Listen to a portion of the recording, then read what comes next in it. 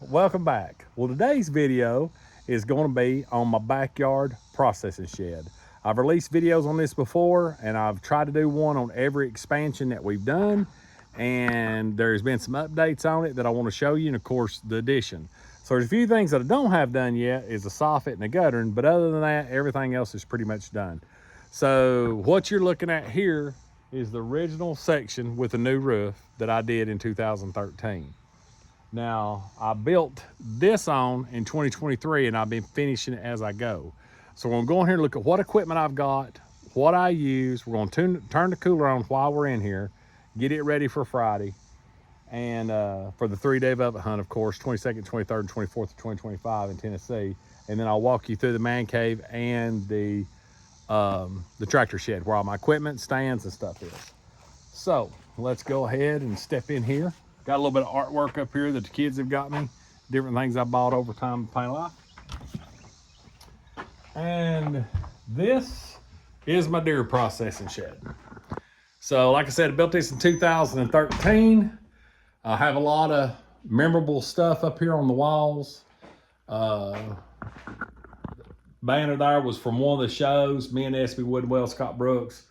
Love Scott Brooks and his family. They're like the family I didn't have in Missouri. They've treated me good. Kind of show you around. Just got some old stuff.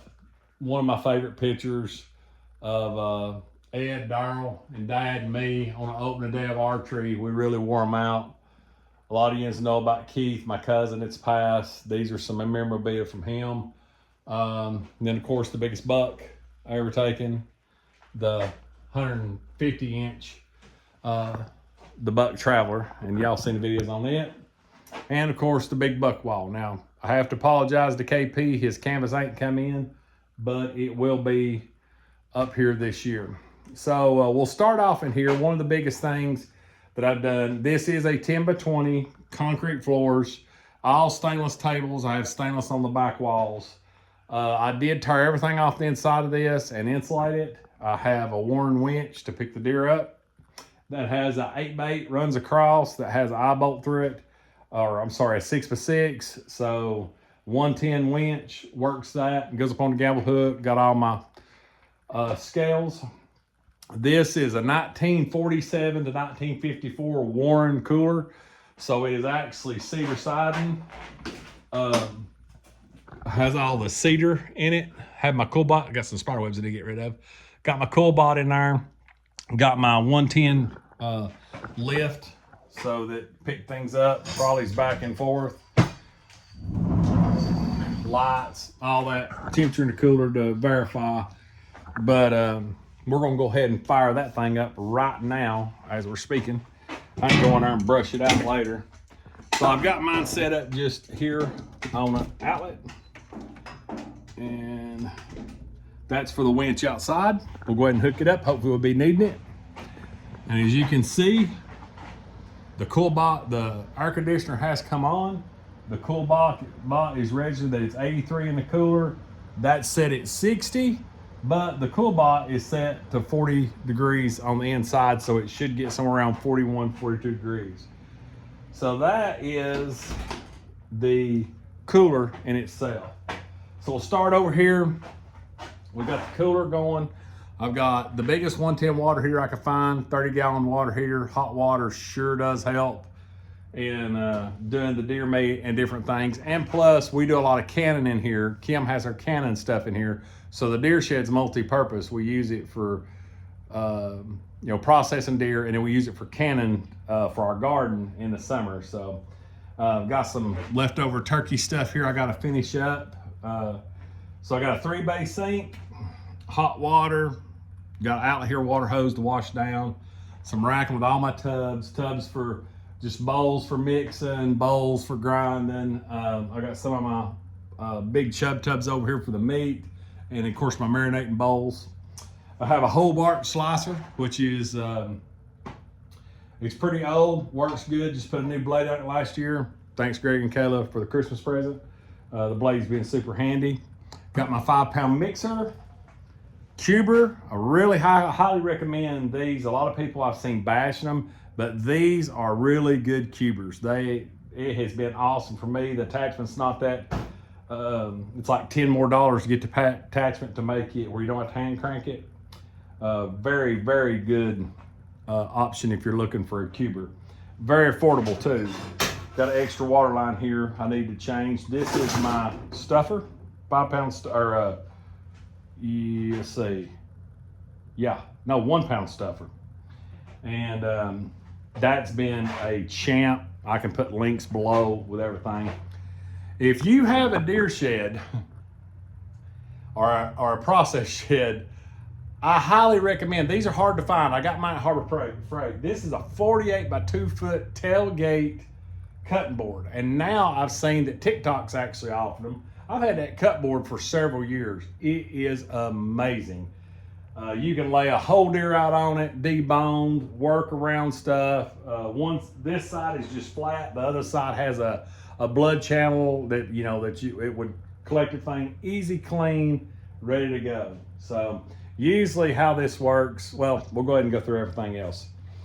One of my oldest machines in here is this. I think it's a 1/4 horsepower or 1/2 horsepower. I think it's 1/4 horsepower. That is a Northern grinder, and that thing will flat grind some meat. Got a normal set of scales here, just digital scales. And I have 3 of the Cabela's CG15s, the older. They're also Westinghouse makes them too. These are really good vacuum sealers. That's why I've got 3 of them.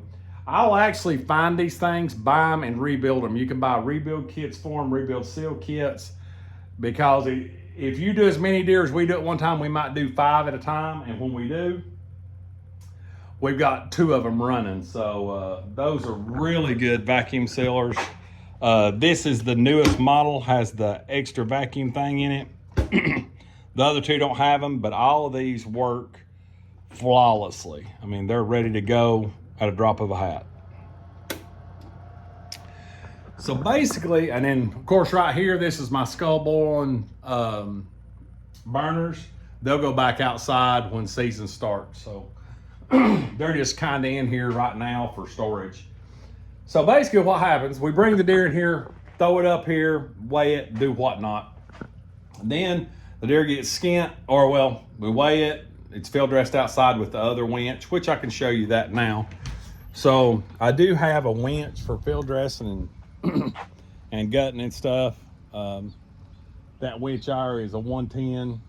It makes life super simple with our tubs here. We do not field dress our deer on our lease. We prefer to bring them here if it's not super hot or summertime and like bow season. And we prefer to get the guts and put them in another area, and we also trap coyotes off of that. So that's kind of the first step. Second step, comes here, goes on this hook, gets weighed, or goes into the cooler. One of the 2 gets washed out, goes in the cooler. I have multiple water outlets on this shed. As you can see, one's exiting out the wall right there. There's one in the cooler, one there, and then one in the front. So I have multiple of them. The deer come in. It's already knocking it down at 78. The deer come in, go into this cooler, and we like to hang them, yes, with the hide on, and we do like to hang them for 5 days. So then they come out, put them back on the gamble hook, and we will completely skin them. That's where the caping would come in. Well, if you're going to cape a buck, we do it on the first day, but if we're not and it's a doe or whatever, we'll cape it out. Meat goes over in the sink. We pick one sink to put it in. It leaves you 2 options, one on each side if you're doing multiple deer. Keep our deer separated. Now, there's a lot of people that's like, oh, you can't put them in water to cause bacteria. Everybody's got their own opinions. Everybody's got their own way of doing it. I have no doubt that mine works, and I've done it for many years. And actually, when I was processing for public, people preferred for me to do it. And I don't do it for the public anymore. You can ask anybody in Pine that's had a deer process with me. They would rather me process it than most people. So anyway, I do put it in water. It does help with getting hair off, and I do not use a torch to burn hair off. The deer meat is extremely clean. So it's deboned on the deer, into the sink, from the sink to the cut table. The reason the cut table is over so far is because it used to be over here, and you can't hardly get back and forth between this cooler with people walking back and forth if they're doing a second deer.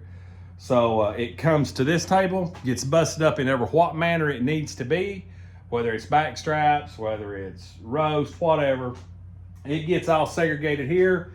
Then it gets brought over, the grind gets brought to the grind, the cuts get cut. If it gets cubed, it comes here. Then it all eventually ends up right back here on the scales, right back here with all your vacuum seal stuff. I've got pints, quarts, and gallons. Quarts is my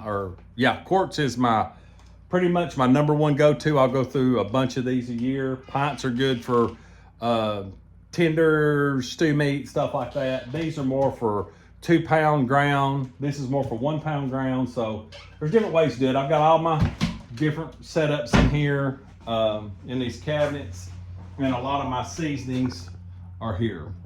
So then it'll go through the vacuum sealer, gets processed, and heads to the expansion. So like I said, one more time around, it used to be my shop, Outlaws Chop Shop, which is still my shop. I just don't do it for public. Like I said, I've got a bunch of memorabilia, stuff people's give me.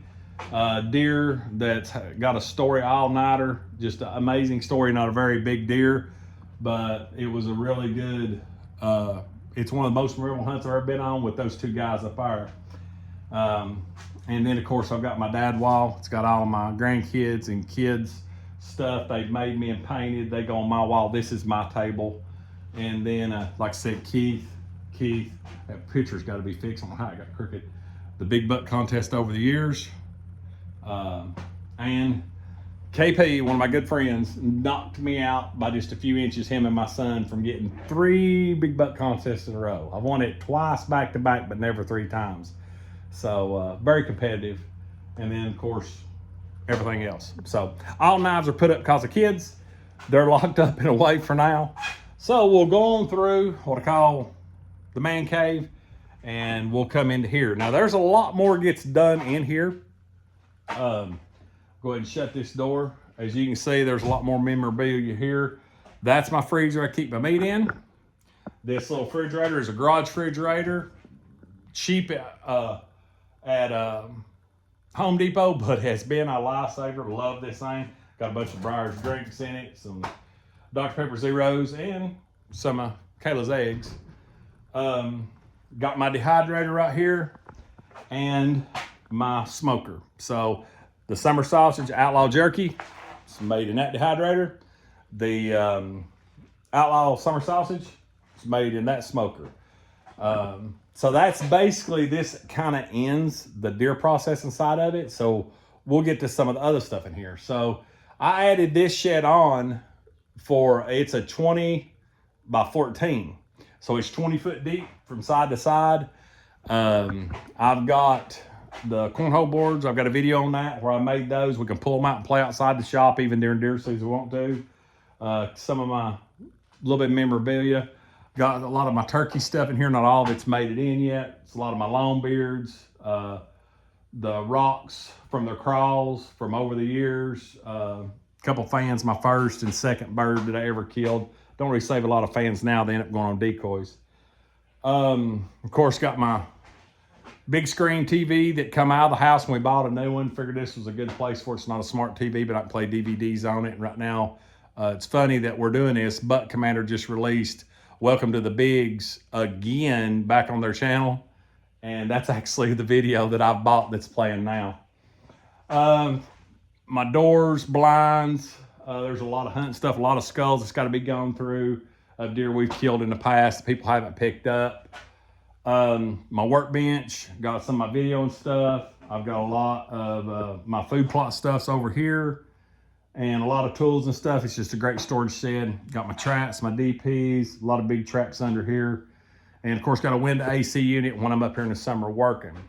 One of the cool things about this shed before we go to the tractor shed is a lot of the deers I've been able to keep up with by log books and pictures. And so this goes back all the way to 2001, some of these deer. I'll turn it around here and show you. So you can see there's a lot of deer here. It's 02, 03, I think that's 06. I'm missing some. Some of them are mounted in the house. 07, 08, 09, 10. But as you can see, they gradually pretty much get bigger. Some of them are WMA deer. Some of them are public. Some of them are private land on my hunting leases. So that's pretty cool. It's nice being able to have somewhere to put them on, get most of them out of the house. So got a lot of older pictures here of me with my second deer, me with my first bow buck, me with my biggest to date till a couple years ago. Really good story behind that. And I was really sick. Had been sick for a while, lost a lot of weight, ended up coming back from that health issue. And I killed that buck with a bow. Didn't think I was gonna be able to pull 70 pounds back again for a while. And my first buck ever. So you can see the purpose we've got. You just go through one door, you're on pretty much the business side of it. You come over here and you're half business and half sit around. Got a lot of chairs. We sit in here, watch TV. We can keep hunting videos on while we're processing deer. We're organizing. So we'll step out and look at the tractor shed side of it. So in doing the expansion, I wanted something, I knew I was gonna be getting a newer tractor and I wanted somewhere to be able to put it. So this is my tractor shed. It's 14 foot deep. Wasn't planning on getting a tractor with a front end loader, so the tractor actually sticks out a little bit. But this is my Kubota 4701. You see it in a lot of videos doing stuff. This is my 4701, got my game carts up on the wall. A lot of my yard tools and different things here. Leaf blowers, tables for outside get-togethers. I've got some soffit boards left over, my tillers, my pull-behind sprayer, a lot of my extra stands, a backup smoker, a bunch of deer heads I ain't finished. Just, there's all kind of stuff. This has made it really nice to be able to put my ladders and everything else put up to get them all out of the house and all out of the basement and have them basically in one building, whether it's an outbuilding or the other building. But this shed has been worth every penny.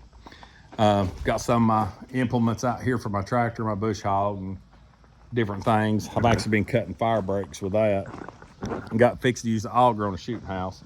And then of course here on the end, all the stands that we've got to put up before September. So I've got them all out with their ladders and their straps, and we're going to be doing a lot of work.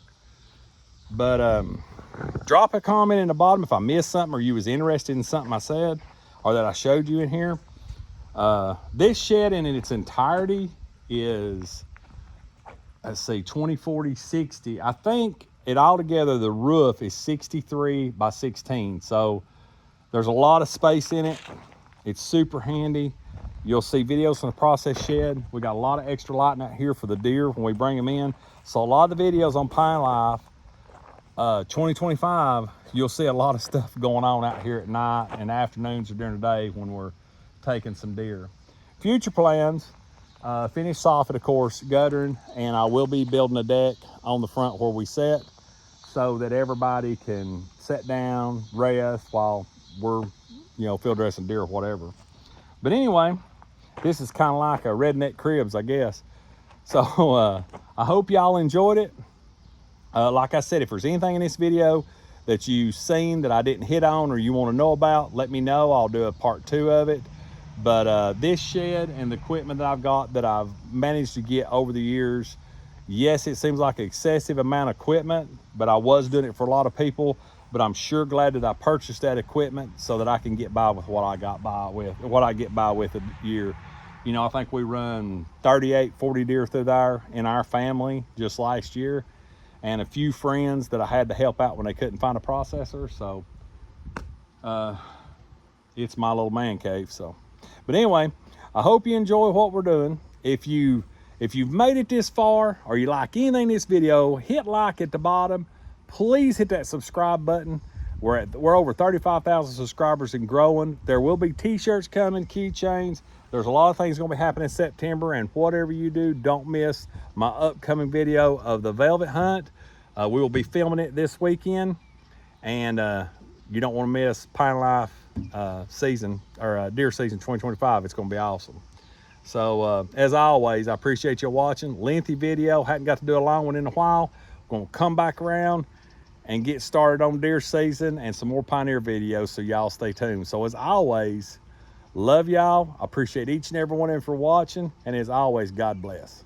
See ya. Good luck this season.